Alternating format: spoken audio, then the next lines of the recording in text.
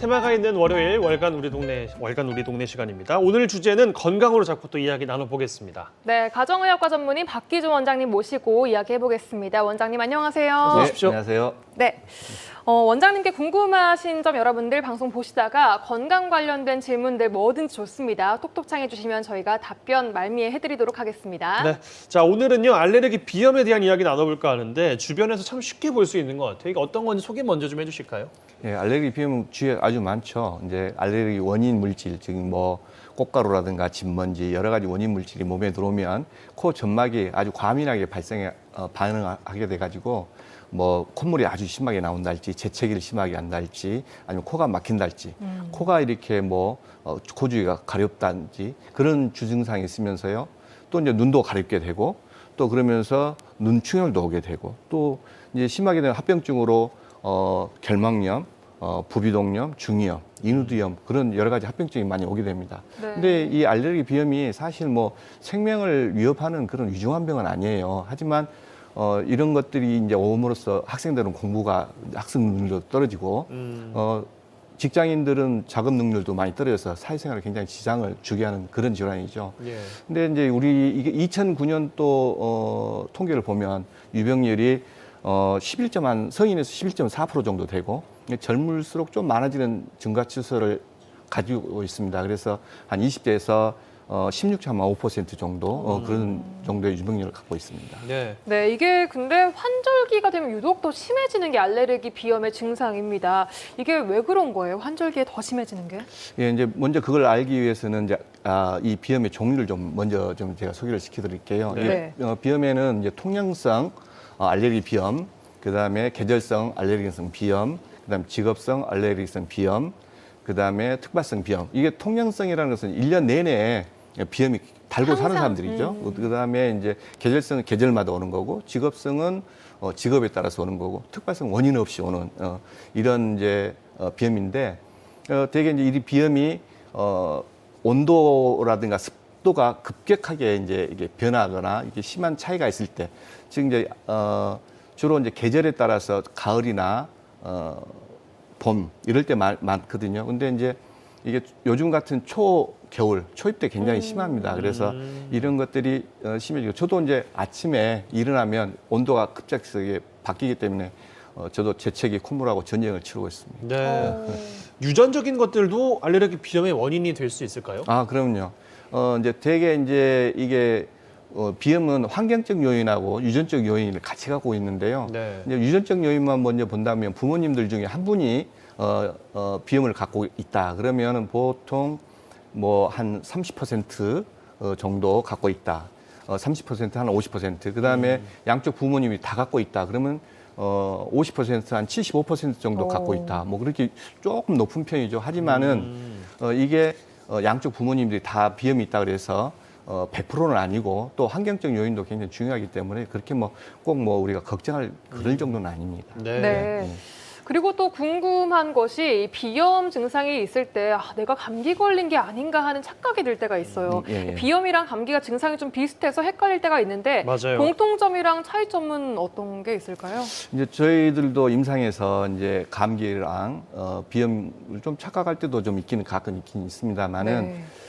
비염과 감기 차이는 일단 원인이 감기는 바이러스에서 오는 거죠. 코로나처럼. 하지만 알레르기성 비염은 주로 꽃가루, 그다음에 뭐 진먼지, 진드기 그런 이런 원인 알레르기에서 이제 오게 되는 거고요. 네.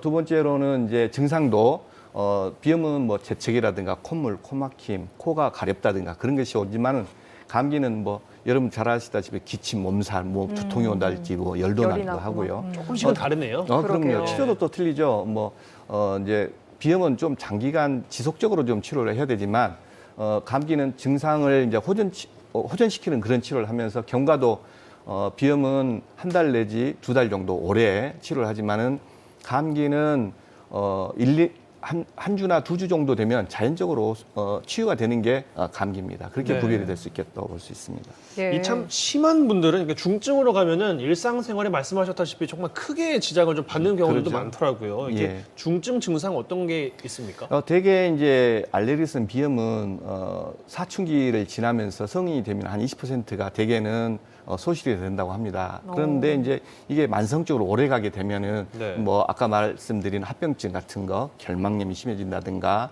부비동염이 온다든가, 중염이 온다든가, 인후두염이 자주 온다든가 그런 중증 장애가 오게 되면 굉장히 생활이 불편하게 되죠. 그러게요. 예. 그런데 제가 듣기로는 뭐 비염은 평생 치료가 안 되는 병이다. 달고 살아야 될 수밖에 없다. 뭐 한국을 떠나야 된다. 이런 얘기도 있었고요. 예. 이 비염 치료법은 어떤 거를 쓰세요? 병원에서는?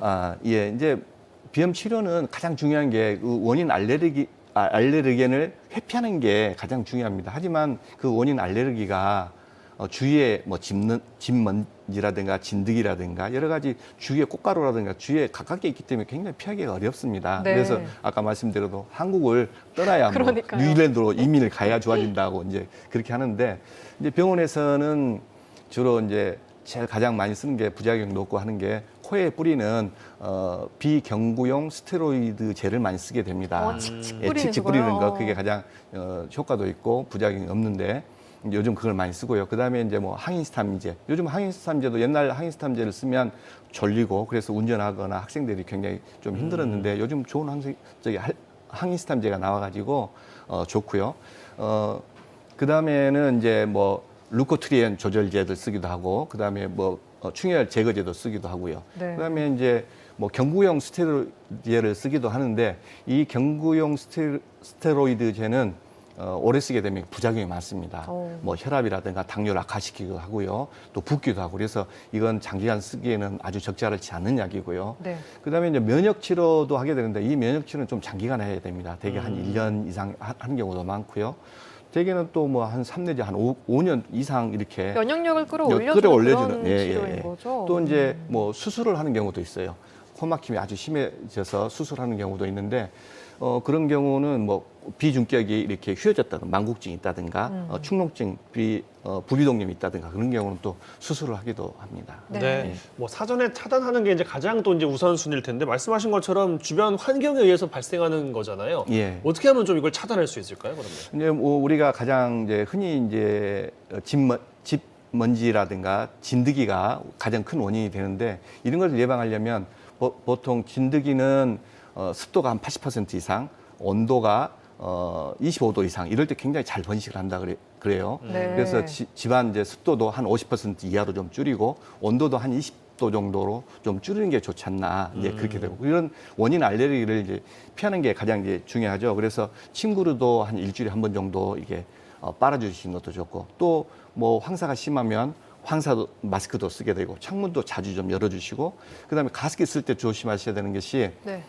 물도 자주 갈아주셔야 되고 세척을 잘해야 되는데 어떤 분들은 가습기에다 물 몽땅 담아가지고 그걸 며칠 쓰면 오히려 더 안 좋은 경우가 더 많고요. 매일매일 물을 갈아주는 게 중요하군요. 예. 매일 청소 잘하고 갈아주셔야 되고 또 여러분들이 또 사우나 갈 때 고온에서 사우나에 있으면 그 사우나 그것 때문에 코 점막이 섬모가 망가지게 됩니다. 그러면 비염도 많이 상하게 되고 예. 그래서 또 집에서 또 쉽게 할 수 있는 것은 코에다가 생리식염수 같은 거 좀 뿌려주시고 그런 것들이 좀 좋으실 것 같습니다. 예, 네. 알겠습니다.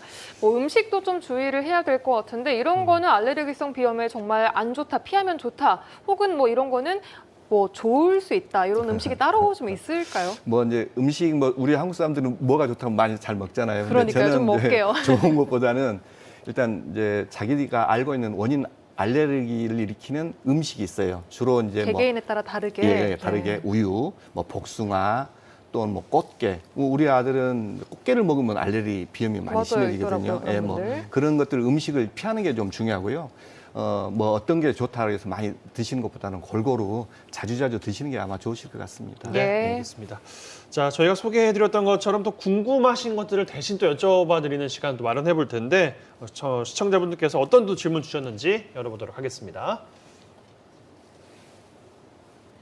네, 추운 날씨에 감기가 유행하는데요. 특히 편도선이 자주 부어오릅니다. 심할 네. 때는 한 달에 3-4번까지도 붓습니다. 건강한 편도 관리 방법 궁금하네요 하셨습니다. 예. 저건 저도 궁금해요. 편도가 잘 아픈데 음. 이렇게 평소에 어떻게 관리를 해야 되는 거예요?